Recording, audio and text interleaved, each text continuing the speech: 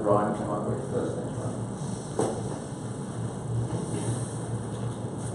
So please be standing for the following. I'm going to say it once in Hebrew and then in English just to get us used to it. So, Baruch et Adonai Hamavarech. Bless Adonai who is blessed. Bless Adonai who is blessed. Bless Adonai who is blessed forever and ever. Baruch atah Adonai Hamarech Le'olam Va'ed. Baruch atah Adonai Eloheinu melech ha'olam asher barachanu l'kol ha'amim v'natan lanu et Torato. Baruch atah Adonai Noten HaTorah. Blessed are you, Adonai, Elohim, King of the universe, who chose us from among all the peoples and gave us his Torah. Blessed are you, Adonai, giver of the Torah. Amen. Can we say that in Hebrew too? Amen. Amen. Yes.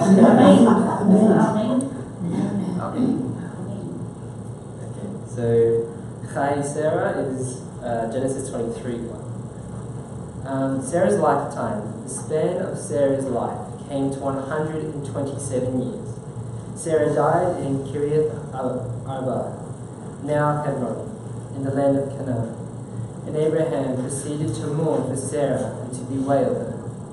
Then Abraham rose from the bedside of his dead and spoke to the Hittites, saying, I am a resident alien among you. Sell me a burial site among you, that I may remove my dead for burial. And the Hittites replied to Abraham, saying to him, Hear us, my Lord. You are the elect of God among us. Bury your dead in the choicest of our burial places. None of us will withhold his burial place from you for burying your dead. Thereupon Abraham bowed low to the people of the land, the Hittites, and he said to them, If it is your wish that I remove my dead for burial, you must agree to intercede for me with Ephron, son of Zohar. Let him sell me the cave of Machpelah that he owns, which is at the edge of his land. Let him sell it to me at the full price for a burial site in your midst. Ephron, who was president of the Hittites. So Ephron the Hittite answered Abraham in the hearing of all the Hittites, all who entered the gate of his town, saying, No, my lord, hear me.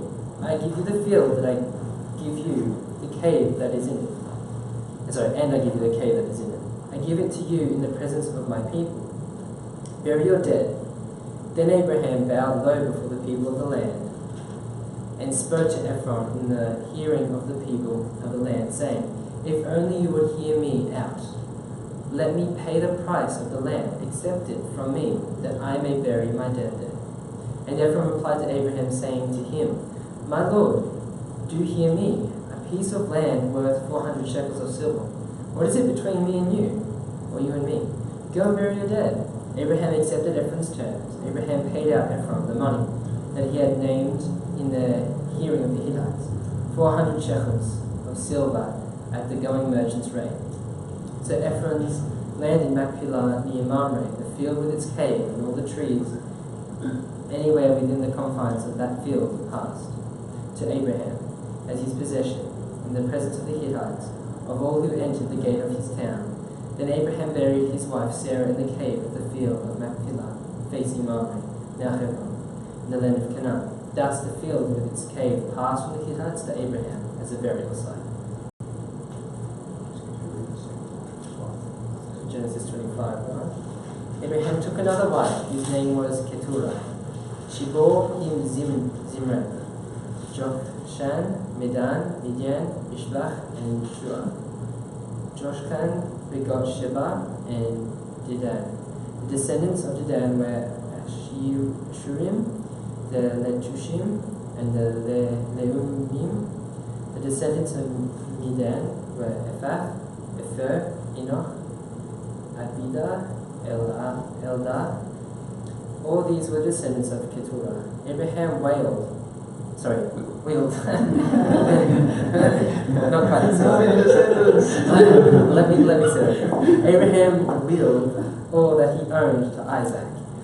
But to Abraham's sons, by concubines, Abraham gave gifts while he was still living. And he sent them away from his son Isaac eastward to the land of the east. This was the total span of Abraham's life, 175 years. Abraham breathed his last, dying at a good ripe age, old and contented, and he was gathered to his kin.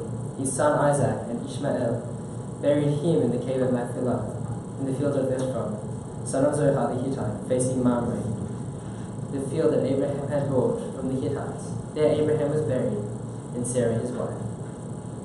After the death of Abraham, God blessed his son Isaac.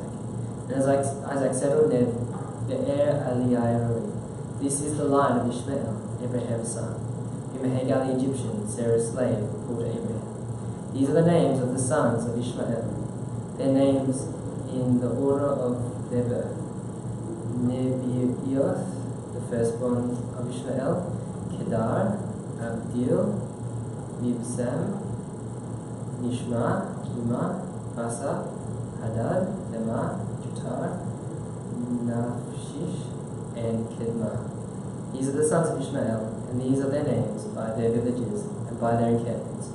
12 chieftains of as many tribes.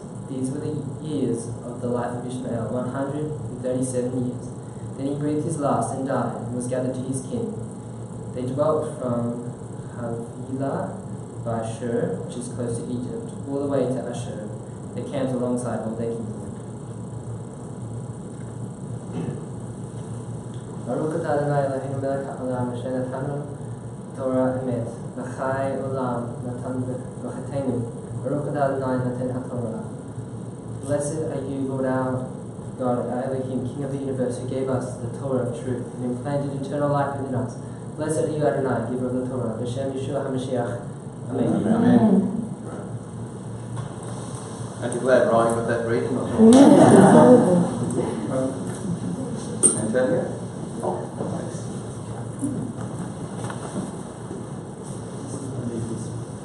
Oh.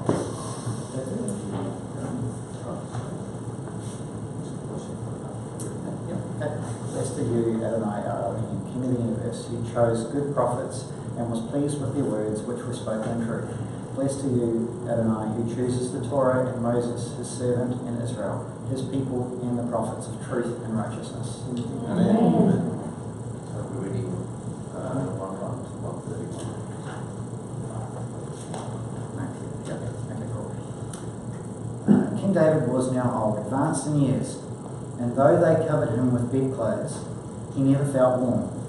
His courtiers said to him, "Let a young virgin be sought for my lord, the king, to wait upon your majesty, and be his attendant. And let her lie in your bosom, and my lord, the king, will be warm." So they looked for a beautiful girl throughout the territory of Israel. They found Abishag the Shulamite, and brought her to the king. The girl was exceedingly beautiful. She became the king's attendant and waited upon him. But the king was not intimate with her. Now Adonai, the son of Haggith, went about boasting, "I will be king." He provided himself with chariots and horses and an escort of 50 outrunners. His father had never scolded him. Why did you do that?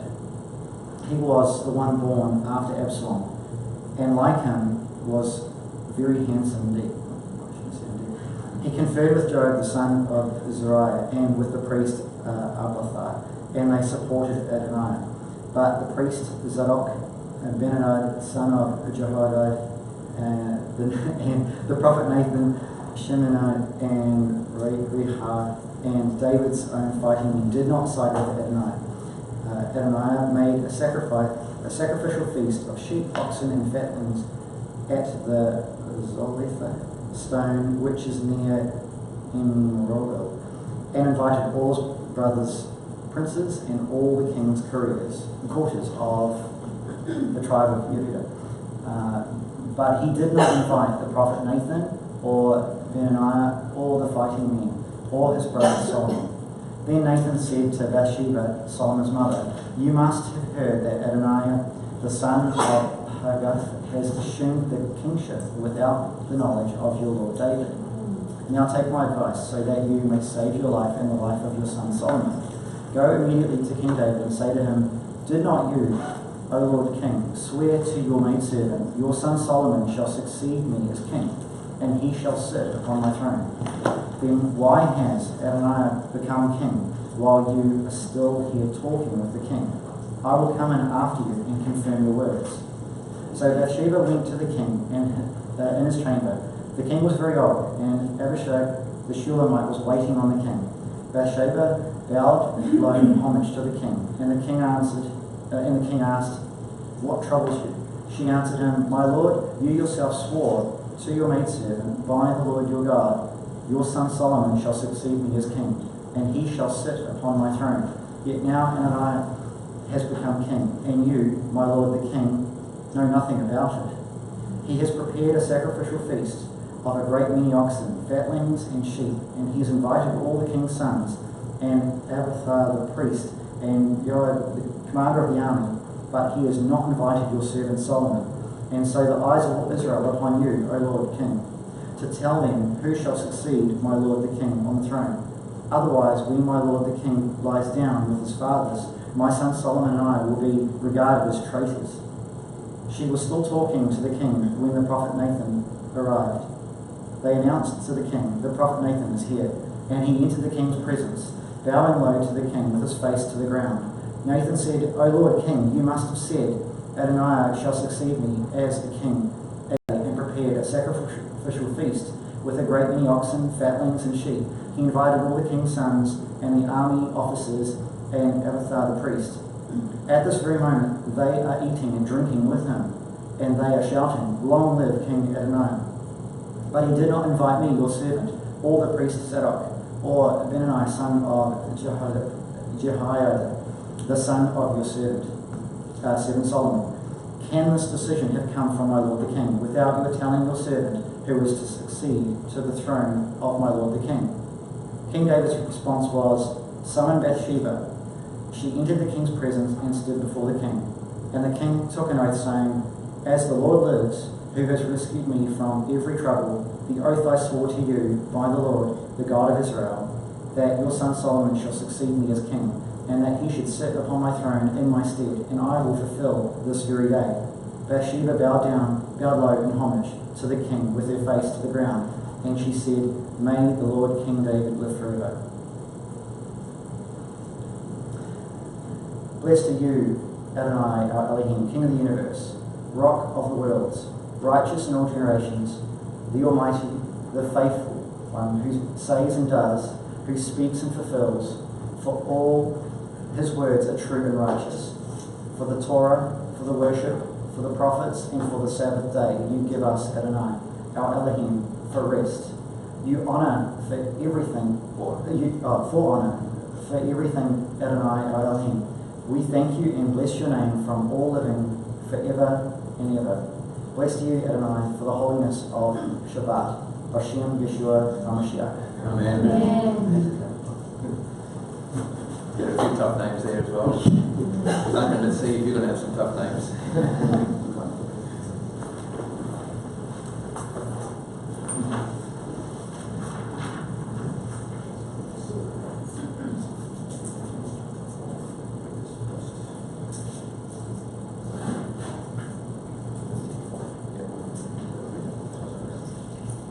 Blessed are you, Adonai Elohim, King of the universe, who gave us Mashiach, Yeshua,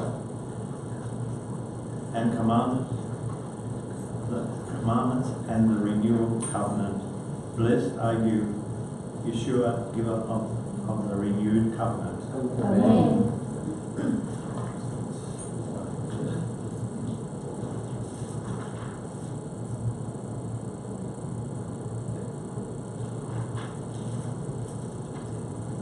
He went out from the land of Yehuda and went to the Galilee a second time. He had to pass through the land of Shimron. He entered one of the towns of Shimron named Sychar, across from the portion of the field of Yaakov had given to his son Joseph. Yaakov's well was there, and Yeshua was weary from his journey, and so he sat by the well at about the 6th hour. The Shunammite woman came to draw water, and Yeshua said to her, "Please give me a drink." For his disciples had gone to the town to buy food. And the Shomron woman said to him, "Look, you are a Yehuda. How is it that you ask me for a drink, since I am a Shomronite woman? For Yehudim do not mingle with Shomron." Yeshua answered and said to her, if you only knew the gift of God, who is saying to you, "Please give me a drink," for then you would have asked him, and he would have given you living water. The woman said to him, "My master, you do not have a vessel in which to draw the water, and the well is deep. So where will you get the living water? Are you greater than our father Jacob, who gave us this well, from which he and his sons and his livestock drank?" Yeshua answered and said to her, "All that drink this water will return and become thirsty, but whoever drinks from the water that I give, him will never become thirsty, because the water that I give him will become within him a source of water flowing to eternal life."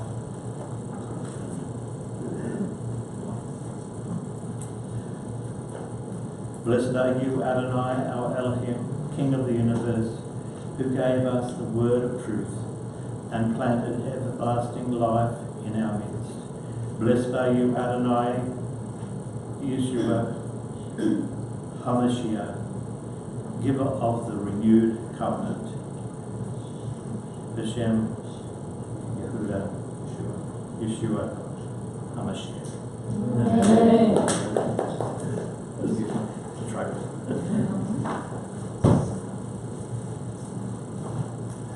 Thanks for coming up and reading, everyone. We had a few difficult ones this morning, this afternoon, I should say.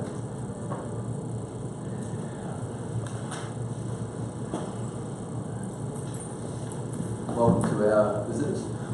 Good to see you. Just do the blessing of the study of Torah together. Blessed are you. Sorry, starting again. Blessed are you, Lord our God, King of the universe, who has made us holy through his commandments, and has commanded us to be occupied in the study of the words of Torah. Please, Lord our God, make the words of your Torah sweet in our mouths, and in the mouths of your people, the house of Israel, so that we, our descendants, their descendants, and the descendants of your people, the house of Israel, may all know your name and study your Torah for its own sake. Blessed are you, Lord, who teaches the Torah to his people Israel. Blessed are you, Lord our God, King of the universe, who has chosen us from all the peoples and given us his Torah. Blessed are you, Lord, giver of the Torah. Amen. All right. Parsha, life of Sarah. Chayei, Sarah. So this parsha starts off with someone coming into the room. Welcome guys, coming in. This parsha starts, sorry. Yeah. Normally for the latecomers it's a rubber. It's all been taken today. This parsha starts off with the death of Sarah, and yet the title of the parsha is The Life of Sarah. It's interesting how you can always look at something from two different perspectives, at least two different perspectives anyway. The death of Sarah could have been described just as that. Now Sarah died when she was 127 years old. That's how the parsha could have started, right? True. But instead, it started with, this is the life of Sarah. Interesting. This is typical of Judaism though, and it's part of a mind shift that we as Gentiles who are grafted in need to understand. We're grafted into that tree of Israel, of the Commonwealth of Israel, and in order to understand the scriptures the way that they do, we need to have a mind shift. And Tony and I were talking this morning about that Greek mind shift, and the Western and the Greek minds, you know, they're different to the Jewish mindset. It's like almost like day and night. So we need to be open and allow ourselves to be transformed in our thinking so that we can understand the scriptures the way that they were written. In Judaism, birthdays are not generally made a big fuss of. It's just not done. Mind you, there's nothing wrong with it. They don't object to celebrating a birthday, but generally it's the life of a person when they pass away that's celebrated. It's called in Hebrew Yahrzeit, and it's the anniversary of the person's death, and they're remembered for what their life was worth, rather than celebrating a birth. We don't even know what that birth is going to produce. The child could die very quickly, and then there is no real celebration of the life they've had. There's a celebration later on in the eternal life, but on the earthly life, we really are celebrating something that we don't know what's going to happen. So from a Jewish perspective, the celebration is all about a person's life after they've passed away. Now, that may also explain why there's actually not much detail about Yeshua's birth. I mean, the Gospels talk about his birth, but all the apostolic writers talk about what? His death and his resurrection. What he achieved in his life after that. So the Gospels and the apostolic writings were written by Jews for Jews, and we just happen to pick them up and study from them. But maybe there's a hint there that we shouldn't focus too much on the direction and what he actually achieved in his life.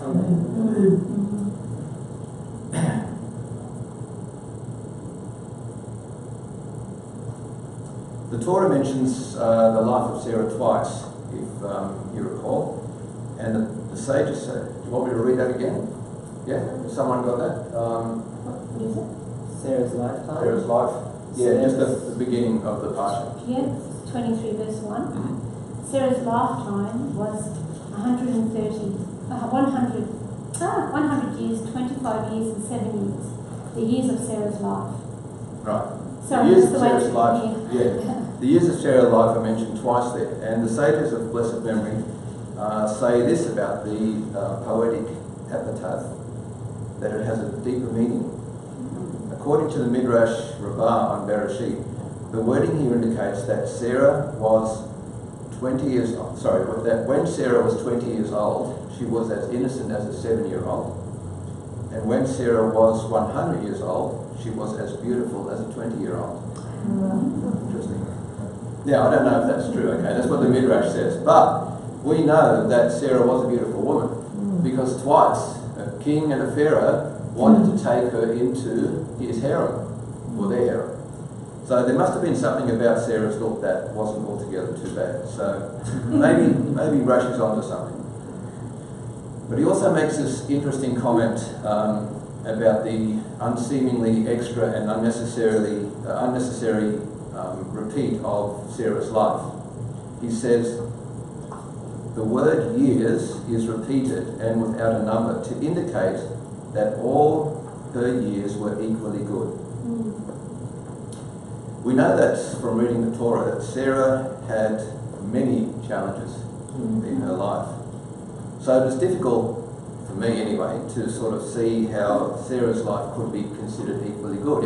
Every year of her life was equally good as the other year. She had ups, she had downs. I actually think this is a good topic, Marie, that you can do one day with the ladies. Study the life of Sarah and Leah, Rebecca and Rachel, because they are the founding mothers of our faith, really, of the Hebrew faith, which also comes into the Christian faith. So it'd be good to study their lives, the ups and downs, and how they handle those things, because all of them had a hard time. Not one of them had an easy life. That's a challenge for next year, right? It is, and understanding the inner beauty, how to handle something not just the physical beauty, but what comes from the inside, perseverance, the patience, the love, that childish innocence that isn't innocent, but it's just not aggressive. Yeah. So we're going to look at Rivka a little bit later on in this Parsha, but first we'll go to the cave at Machpelah. That's how you would pronounce it in Hebrew, isn't it? Machpelah. Yeah, Machpelah. So Sarah had passed away and Abraham needed to find a suitable burial plot. So even though Hashem had promised Abraham the land, at this point in his life he didn't own a grain of sand on that land actually. He walked it plenty of times but didn't own anything. So he ended up having to purchase a piece of land with a cave on it from the Hittites. Now this is the first biblical recording of Jewish people actually buying and owning land in Israel. There's two other occasions which we'll have a look at in a minute. But this site is actually considered as probably one of the most sacred sites after the Temple Mount in Israel. And we'll see shortly why. So you can see there, that's a big monumental building they've put on top of what is considered to be the cave of the patriarchs, or the cave at Machpelah. We're not going to actually talk more about that building because it's really irrelevant to the whole story, but I just thought I'd show you the site in Hebron where it is. Right. I mean, it's proof that it's there. I mean, those walls exactly. up around it because people want to destroy it. Yeah. They can say, oh, you have no right to this land. Yeah. It's also a sacred site to the Arabic people, Muslims. So they've also been protecting it.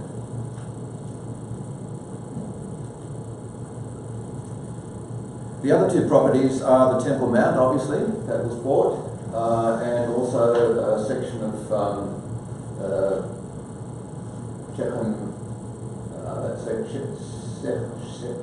Shechem purchased from the family of the Canaanites. Sorry? That's where Joseph's tomb is, isn't it? In Shechem. Yeah, it is. Yeah. Did not Jeremiah purchase them? Am I thinking wrong?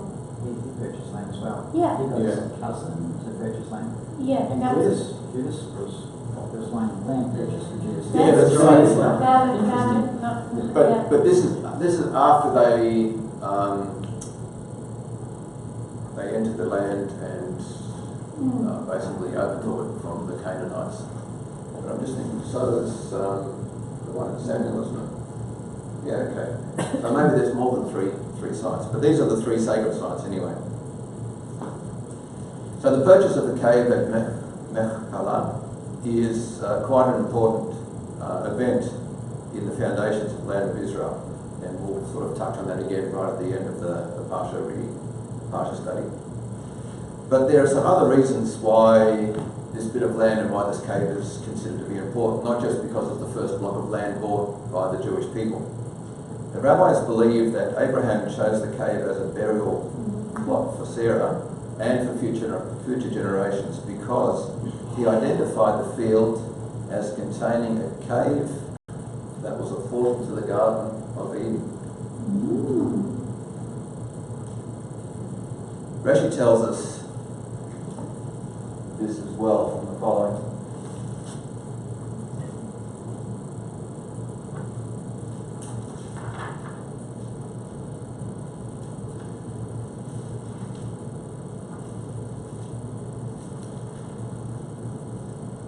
So Rashi says this. In Kiriath Arba, which is the city of four, named after four giants who were there, Ahiman, Shishia, Talmai, and their father. Alternatively, it is named after the four couples that were buried there, man and wife, Adam and Eve, Abraham, Sarah, Isaac, Rebekah, Jacob and Leah. Oh. So not only is the cave a portal to Gan Eden, it's also the place where Adam and Eve was buried. That's interesting. It's not just in Rashi that says that. There's a couple of other places that talk about this being the burial plot of Adam and Eve. And it's in a book called Asatir, which is the secret of Moses. It says here, as the death of Abraham drew near, then he bethought himself of the words, and thou shalt surely die. And these are the days of Adam, 930 years. And all his children came to him to Padan. And he commanded them to carry him to Meth, which is the valley of Hebron, which means place of joining, which he had seen in a vision as having been made for the gathering of the righteous generations, created on the day in which the tree of knowledge was planted. And this was that there be fulfilled surely that thou wilt die. And there are 3 divisions in it, one for those who went out of the garden, one for those who went out of the ark, and one for those who came of circumcision of the flesh. So those who came out of Eden, of the garden, were Adam and Eve. Who came out of the ark? Noah. And who were circumcised of the flesh? Abraham. Interesting. And this was called Machpelah, which means manifold. And Noah settled in the place of Adam after the death of Adam. So remember, Noah was alive when Adam was alive as well. The Talmud Bavli puts it like this: it's called Machpelah in the sense that it is doubled with the patriarchs and matriarchs who are buried there in pairs. This is similar to the homiletic interpretation of the alternative name for Hebron mentioned in the Torah, Mamre of Kiryat Ha-Arba, which is Hebron. Rabbi Yitzhak said the city is called Kiryat Arba, the city of 4, because it is the city of the 4 couples buried there: Adam and Eve, Abraham, Sarah, Isaac, Rebekah, Jacob and Leah. Now some leave out Noah and others put in Jacob and Leah, and Isaac and Rebekah. So it's not 100%. I'm not going to say this is definitely the cave where Adam and Eve were buried, but they all these different traditions seem to have a similar flavour, that at least Adam and Eve and Abraham and Sarah were buried there. Do you think that's where we get the concept of Abraham's bosom from? Because it's a place where he was buried, and it's kind of like his purchased place from. Yeah, I was just thinking. Yeah, that's actually a good thought. I haven't seen that anywhere, but the third thing might even lend to that. So there's a third reason the sages say that this is an important place, and it is because it is the place of the resurrection of the dead. It will begin here first with those who are asleep in the cave of Machpelah. There you go. You can read that there. I've got it. 1 Thessalonians 4:16. Not yet. Sorry. How divorces? Just wanted to read you from this book called the Messiah Text. It quotes Perkei Messiah in section 3, 73 and 74. It's a little bit long, but I'll read it. In that hour, the Holy One, what's in that hour again? In that day, in that hour? That's when Messiah comes. In that hour, the Holy One, blessed be He, will crown the Messiah and place a helmet of salvation on his head and give him splendor and radiance and adorn him with clothes of honor and stand him up on top of a high mountain in order to bring glad tidings to Israel. Doesn't that sound like when he comes back, he's going to stand on the mountain, it's going to split in two? This is not apostolic writings. This is Jewish writings. Okay, so this is Judaism's perspective of what's happening. And he will let it hear with his voice. Salvation is near, and Israel will say, "Who are you?" And he will say, "I am Ephraim." And Israel will say, "Are you the one whom the Holy One, blessed be He, called Ephraim, my firstborn? Ephraim is a darling son to me." And he will say, "Yes." And Israel will say to him, "Go and bring glad tidings to them that sleep in the cave of Machpelah, that they should rise first." In that hour he goes up and brings glad tidings to those who sleep in the cave of Machpelah, and says to them, "Abraham, Isaac, and Jacob, rise, enough have you slept. And they will reply, who is this who removes the dust from our eyes? And he will say to them, I am the Messiah, the Lord. Salvation is near, the hour is near. And they answered, if it is really so, go and bring the tidings to Adam, the first man, so that he should rise first. And in that hour they said to Adam, the first man, enough, you have slept. And he said, who is this who drives the slumber from my eyes? And he says, I am the Messiah of God, from among the children of your children. Instantly Adam, the first man, and all his generations, and Abraham, Isaac, and Jacob, and all the pious ones of all the tribes, and all the generations from one end of the world to the other, rise and utter sounds of jubilation and song. And how beautiful are Moses and his generations coming from the desert. If you could read Thessalonians, thanks. 1 Thessalonians 4:16. For the Lord himself will come down from heaven with a rousing cry, with a call from the one of the ruling angels, and with God's shofar. Those who died united with the Messiah will be first to rise. Thanks. Interesting, isn't it? Mm. We notice the wording in Thessalonians. It says there, those who died united with Messiah. We often have this very narrowed understanding. We spoke, if you weren't here a few weeks ago, you might not get exactly what I'm saying, but when we spoke about Genesis, when 1:1, when God created the world, there's some Aramaic writings that talk about God manifesting himself in the world as the Word. So the Word, same as John 1:1, in the beginning was the Word was with God, the Word was God. God manifested himself as the Word in Genesis.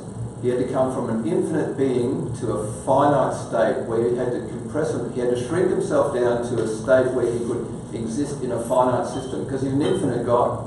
So he had to bring himself to that finite state. And then when Yeshua became flesh, the Word became flesh, he brought himself down to an even smaller state that we could actually recognize face to face. So that's the whole concept we spoke about a few weeks ago, trying to summarize that up.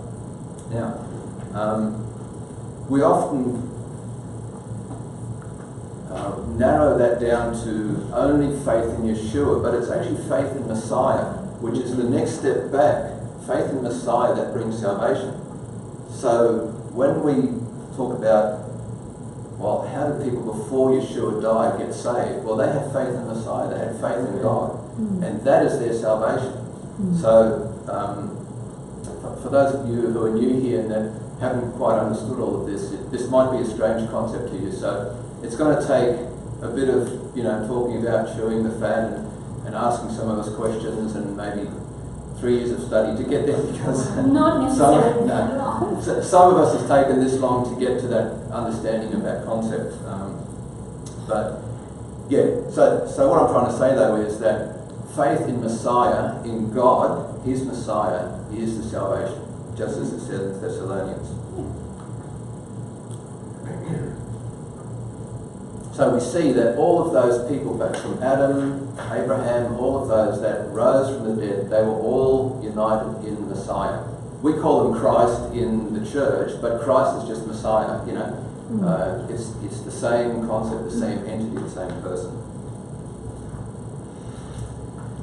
So that was just a very brief look at the first of three main stories in this Parsha. I'm going to touch on all three stories, and they don't all have a tie across, but there'll be some sort of common ground there.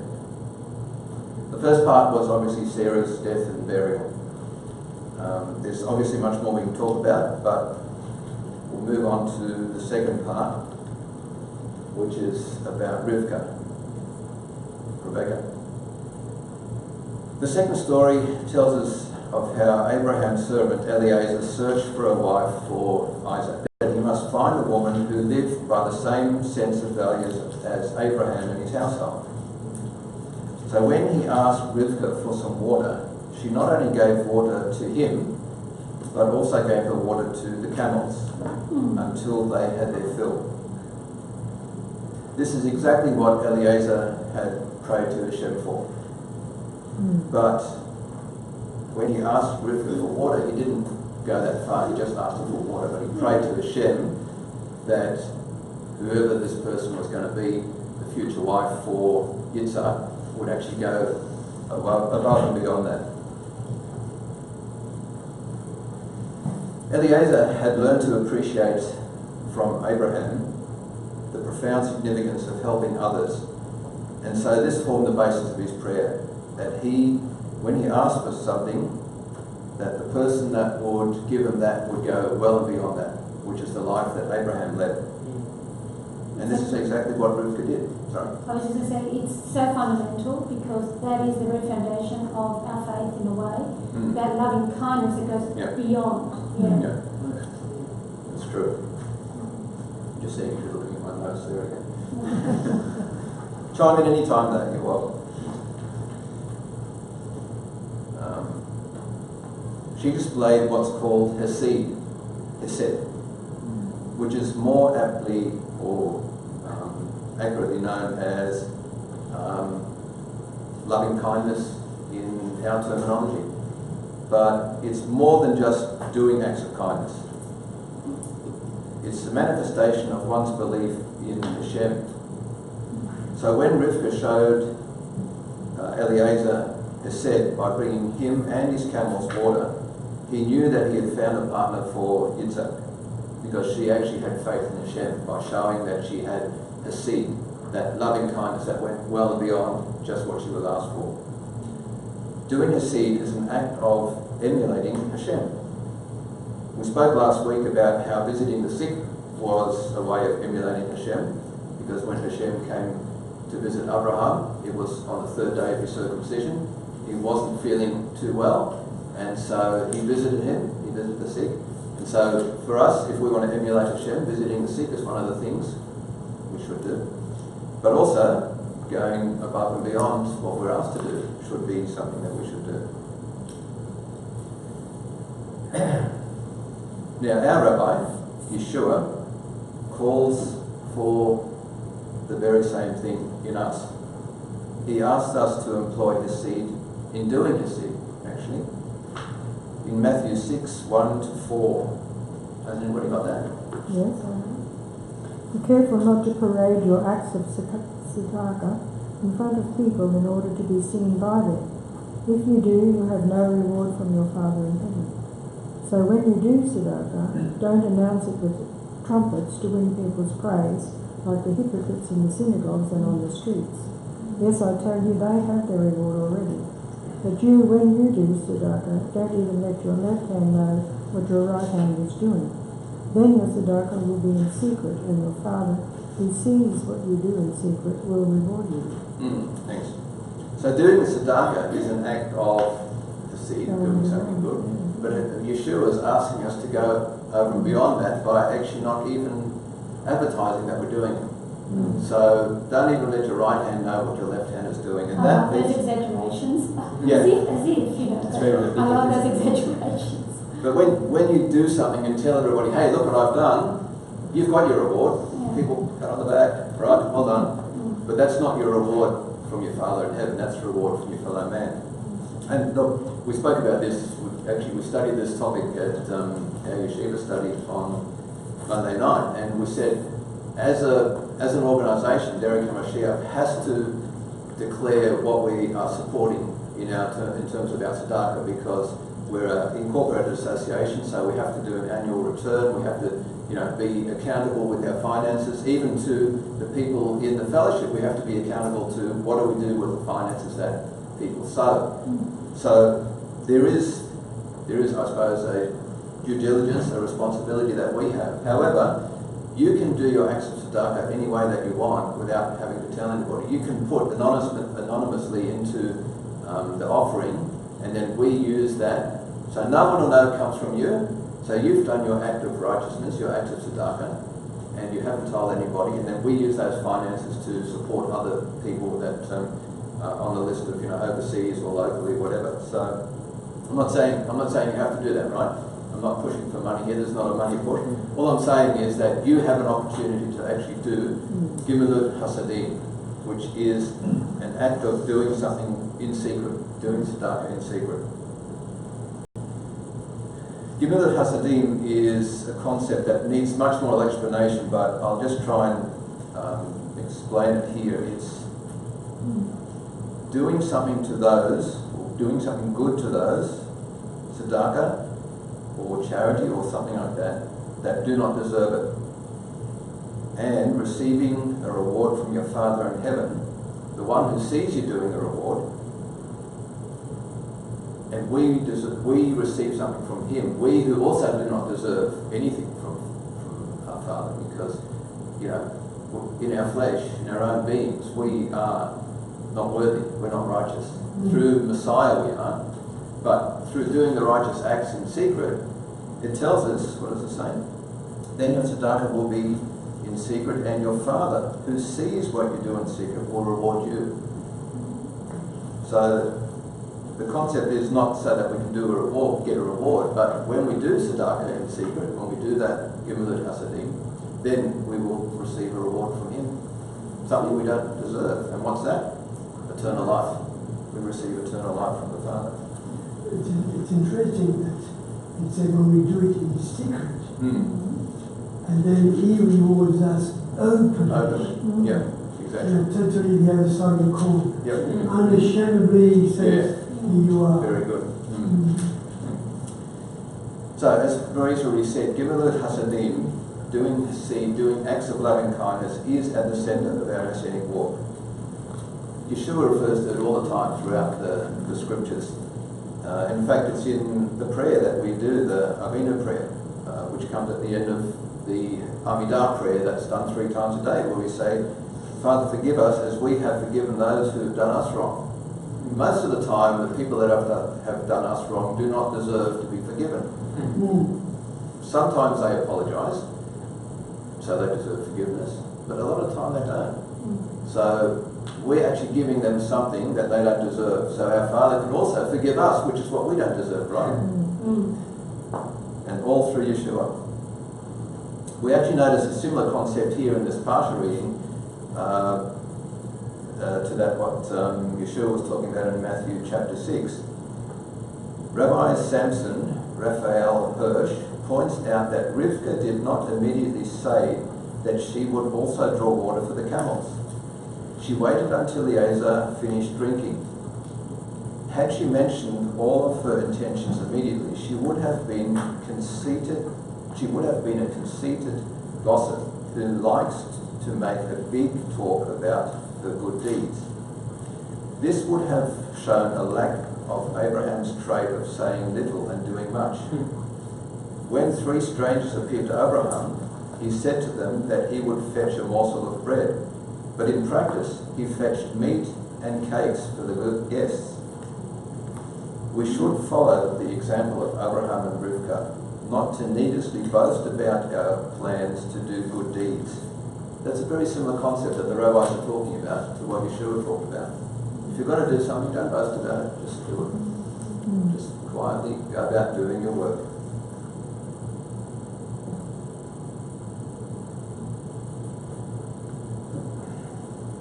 Yeah.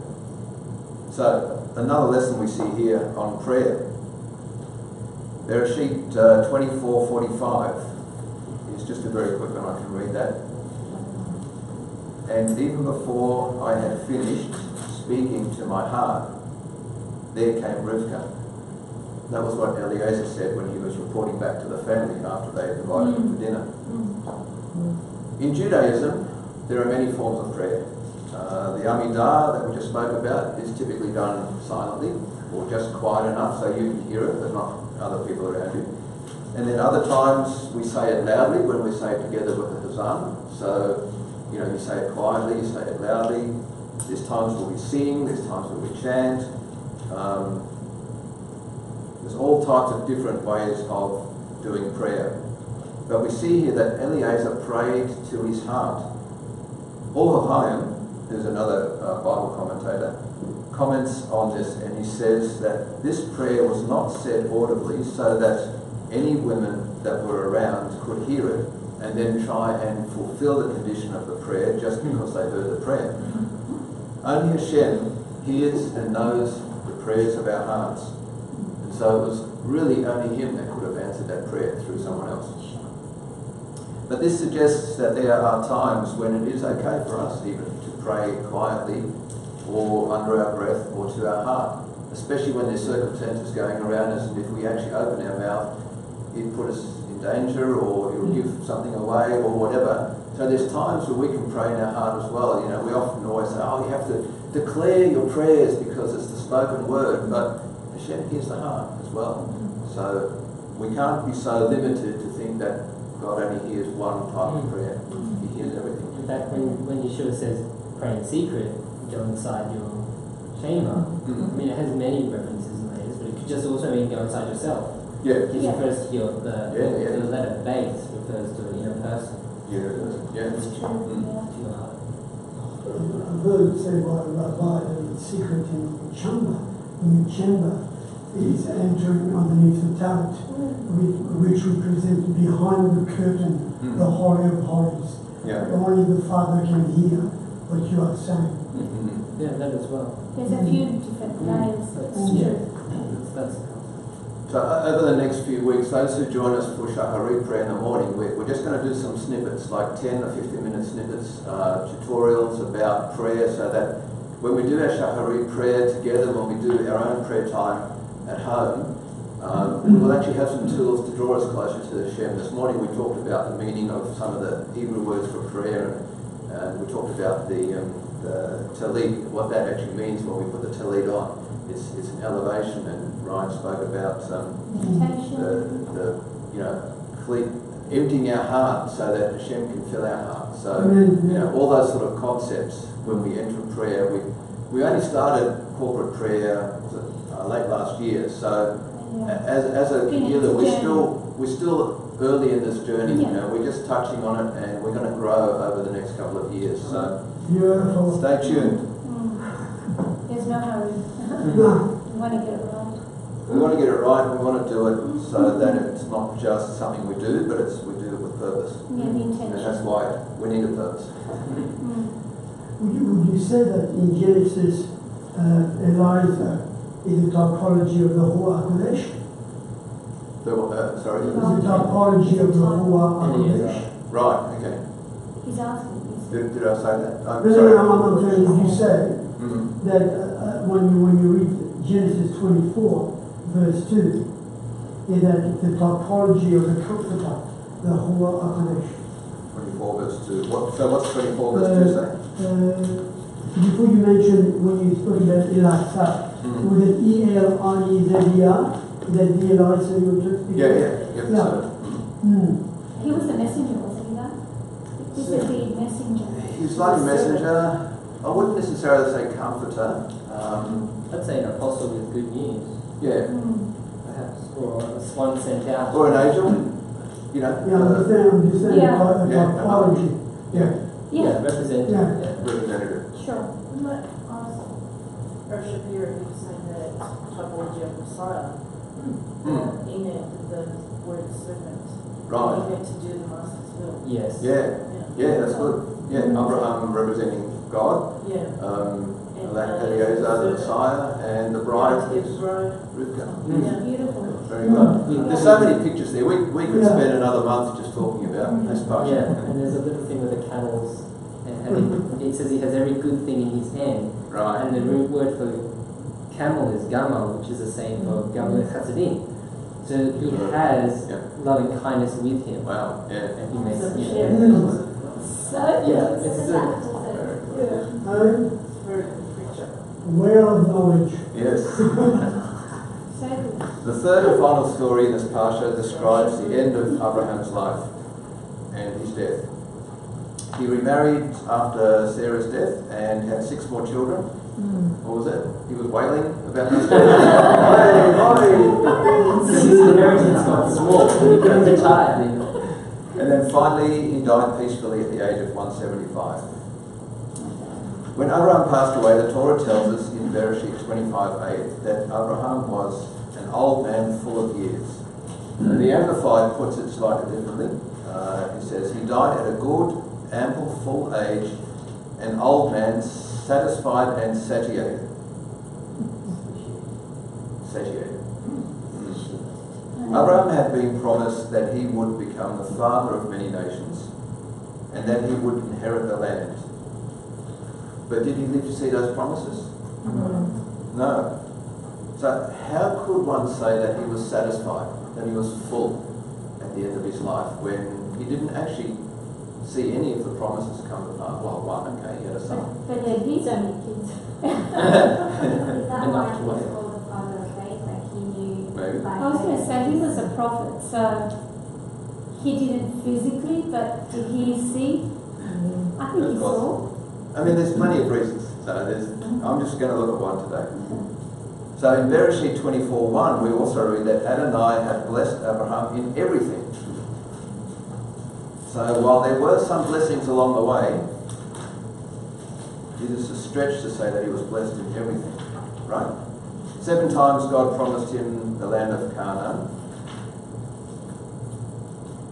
All he got was a cave with a field around it. Well, okay, it's a portal to Gan Eden maybe, and Adam and Eve were buried there, so it's probably a special cave, admittedly, but not quite the land of Canaan. God promised Sarah a child.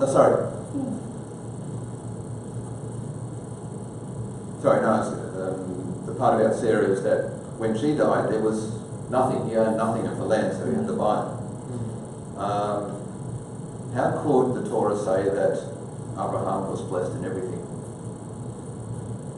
We have a similar question about Sarah's life. Remember back at the beginning we said Sarah's life was every year was as full as the other one. Every year was as good.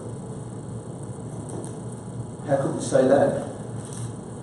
Twice, first in Egypt, then in Gerar, she was asked by Abraham to say that she was his sister, which wasn't a lie by the way, but she was a half-sister. And she was taken into the royal harems, which is very difficult and dangerous for someone. That wasn't an easy ride. Many times she was promised to have a child. She was infertile for all that time. She couldn't have a single child, but then she persuaded Abraham to have a child with her maidservant Hagar, who had a child by him, and that caused her great emotional pain, if you remember reading that saga. So her life was one of uncertainty and decades of unfulfilled hope. How could Rashi then say that all of Sarah's years were equally good? Yes, I know. That was one answer. Well, maybe that all the pain was preparing the cake, was preparing to receive the ice on top, the ice cream and the goodies. I see. Both Abraham and Sarah could easily, at any point in their journey, have thrown in the towel and said it's all too hard, right? Some of us have done that, and I put my hand up, for even less issues in life. I've said plenty of times it's enough, I'm going home. But there is an answer to these questions. The key ingredient that both Abraham and Sarah had was a sense of purpose in life. Friedrich Nietzsche, a 19th century German philosopher, said this: "He who has a why in life can bear almost any how." It was Abraham and Sarah's sense of destiny and calling that gave them their life's purpose and allowed them to survive the difficult times and even the unfulfilled goals at the end of their lives, because they had faith that the journey was not yet over. So yes, I agree, they had faith. They were doing God's work. They were doing God's work. Doing God's business, you know? Just like Yeshua, about doing my Father's business. It's fulfilling to do God's work. They also had vision to see the future fulfillment in their offspring. Yeah. Whether they be the souls they made, Right. or whether they're physical seed, they're able to see that, and that's why, you know, they had to send someone out to the land of Canaan to get someone in their likeness to carry on that line, but they were able to see what would come of these people. They had purpose for the life they led now, but they also had faith to look ahead to see what impact their life now was going to do in the future. Kingdom building, like it's so amazing that in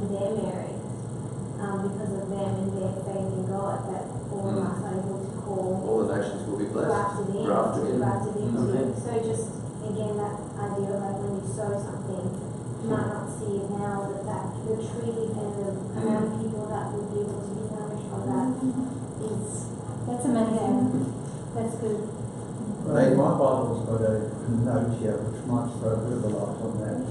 It says, at the time of Sarah's death, Abraham had been living in the land of Israel for over 60 years. Yet this is the first mention of him actually purchasing land. Rabbi Moshe Lichtman, in his book Eretz Israel, notes that the purchasing of the land for Sarah's burial highlights the fundamental truth that one must sacrifice for Eretz Israel. It was only after Abraham experienced the hardship and the loss of his wife that he acquired his first piece of property. Lest this be discouraging, Jewish tradition teaches that the reward is proportionate to the effort. Can I add something to that as well? Yeah. In the previous Parsha, he goes and plants a tamarisk tree. Tamarisk tree, the properties of the tree is very significant. Yes, it is. Yeah, we didn't look at that last week, but yeah. It's basically an intrusive tree that takes over the land. So I think there's a lot of things that he's alluding to where he knows what's going to happen. Yeah, exactly. So it's kingdom building in a way, hey? Yeah, they both died satisfied that they had played an important part and taken the first steps for their future family, and they knew that they were going to be gathered to their people, as it says in Bereshit 25:8. Friends, brothers and sisters, we need to have a purpose for our lives as well, and it must come from Hashem. But at the same time, it must come from all of us as well, as we spoke about 2 weeks ago, when we talked about community. Remember we talked about community? Our purpose right now is to build a Kehillah and an Idah. The Kehillah is a community that is working toward a common goal and purpose, and the Idah is a community that has a common witness, a strong collective identity. That is our short-term goal. That is something that is not just up to Hashem, it's not just up to Marie and I, or Ryan and Judith, it's up to all of us here. We all play a part in building that Kehillah, in building that Idah. Amen. But it is not just our little fellowship that we need to have a vision or purpose for. We need to build a sense of community with a wider Messianic community in Australia, New Zealand, and ultimately globally. Most of you who've been in this walk for a while are probably aware that the Messianic community is just scattered everywhere. Everybody doing their own little thing.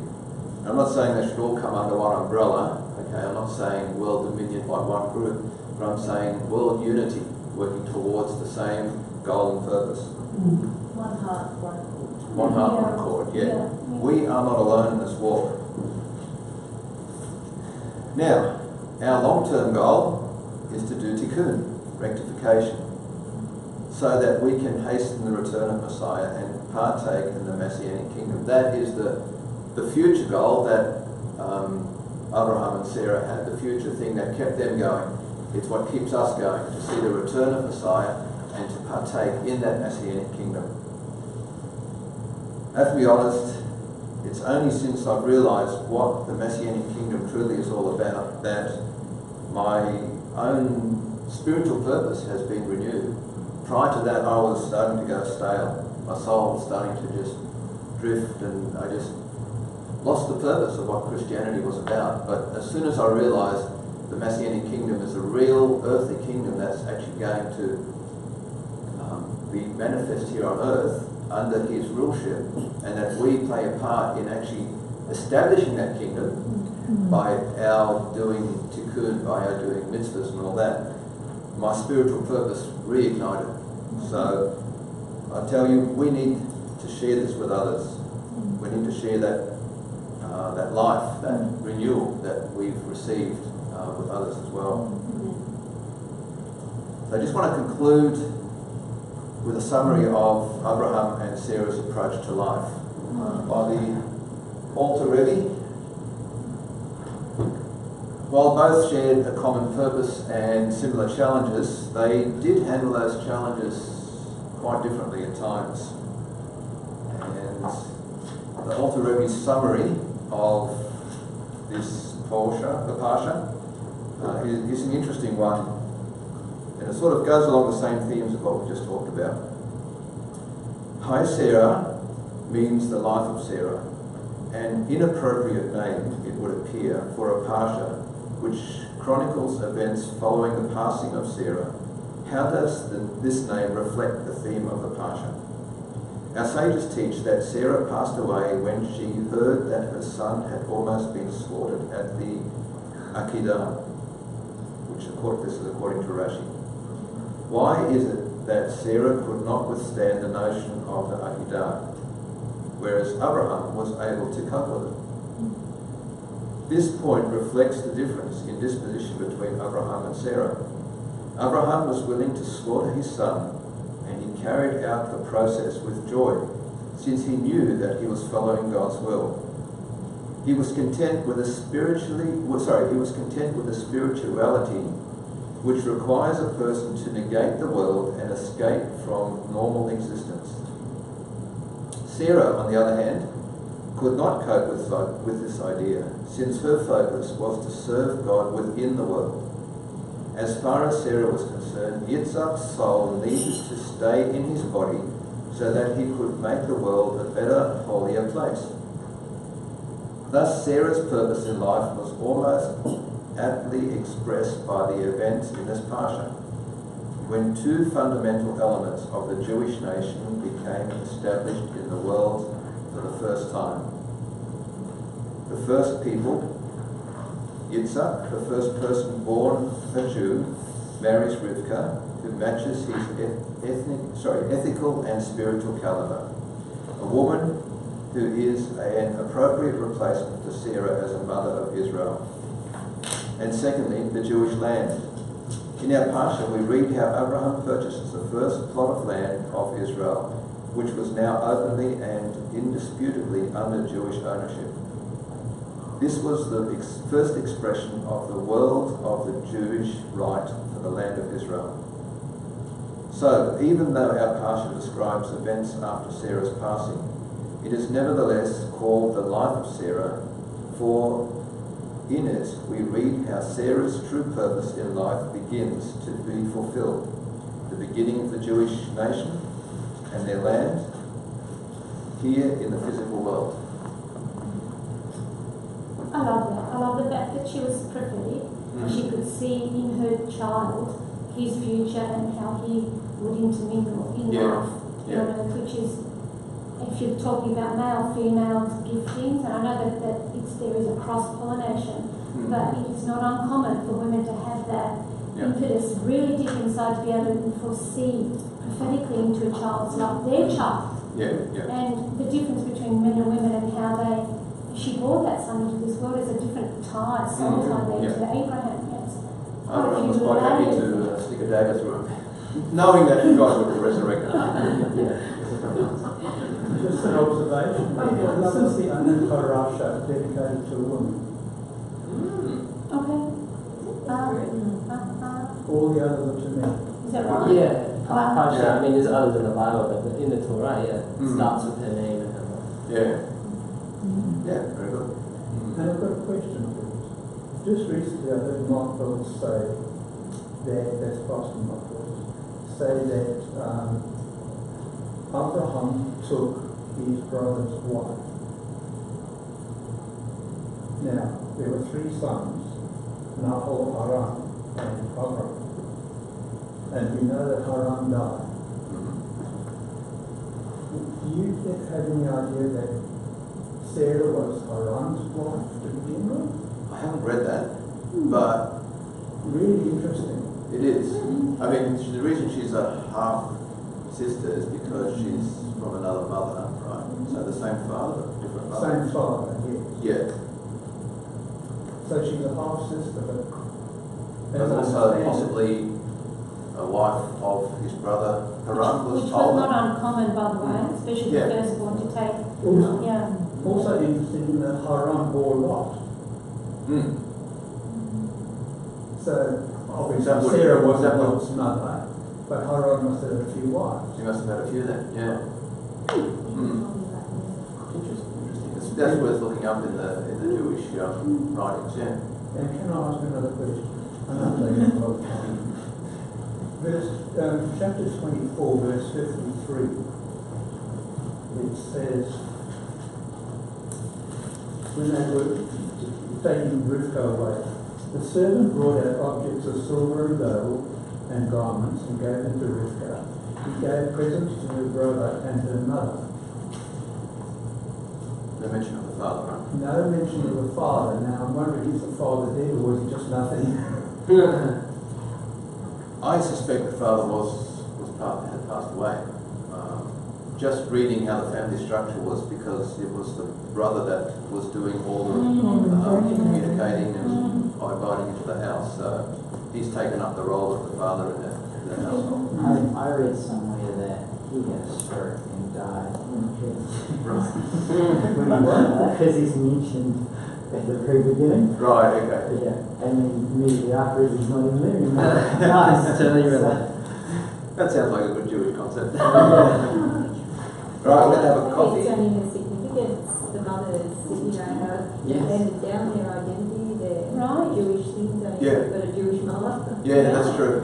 That's a good point. Jenny? I was thinking about the Ten Commandments, and particularly Commandment 5, it says honour your father and mother, so that you may live long in the land which your Adonai God has given you. And most of us would think that we're honouring our biological parents, which is fine, but could it also refer to honouring the father and mother spiritually, like Abraham, Sarah, Isaac, Jacob, and the wives? Yeah. Could it be by honouring them, following in their footsteps in In the the miracle. yeah. That's quite I imagine it's very plausible. because it says so that you may live long in the land, That's which is right. often when we honour our own biological parents, that may not be. Yeah. I mean, I'm not saying not to do it. But No, I'm sure, saying I see. it's like honouring your parent, like Sarah and Abraham, so that you True. in It's good that considering this commandment mentions specifically the land. We're talking about that land, considering it specifically talks about the land. Although it's a good principle to honour your father and mother in general in life, could this your commandment be spirit specific to, like she said, the Jewish people in the sense of Well, we know that. It's part of that inheritance as well. We know that when you become a disciple of a rabbi, they take on like the position of a father as well. So honouring your rabbi, and in our case, is honouring Rabbi Yeshua, who then, when we honour him, we'll live long in the land as well, right? It's the same principle. Well, what you said applies really well, because even though, like say for Rivka's case, it seems like her parents and her mother and brother were really like raised her the right way. But I'm dubious, because when she's about to leave, they're like, oh, let us stay a little bit, with all these good things that you've given us.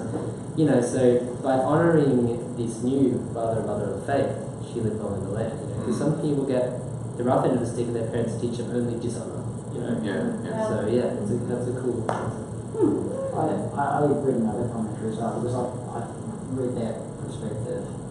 And another commentary I read this week, it was as if she wanted to get out of the situation. It seemed like she was happy. Well, when you think because of... it was evil in that area, that's why God called him out there. Yeah. He said, don't take my son there. Yeah. Don't take him back there. But then when you think of Jacob's experience with Laban, Later on, He was after riches. Yeah. So maybe there's a point there that she actually wanted to get out of that. Because in the commentary it seems to allude that there might have been communication between Abraham and his brother anyway. That kind of makes a bit of sense. It does. Especially with trade routes and stuff like that. So if there was communication, here's Rebecca going to get water, here's the stranger, she might have been looking for a husband as well. And the very fact that she may not have, she might have been honouring her parents and honouring her family, but at the same time she might have been like, this is not. She may have felt out of place because she is honoured as being the first matriarch, and I wonder whether or not she realised she had a calling as well. She had a gifting in her life. Well, she certainly seemed to have different traits to Laban anyway, the brother. So, Didn't you say that in your study when you talked about when the prayer was answered, that it was because of her. Going over above. Yeah, and lining up with the Hashem. And then Yeah. What you said. Exactly. Because she's emulating Hashem. Emulating. and then her life is also kind of like a parallel of Miriam as well. Which is kind of, it's like another fractal, it's like another pattern of the way she It's Let's have- Torah. It's just good. Let's have a coffee break before we. Keep going. See you guys online. Good to have you there.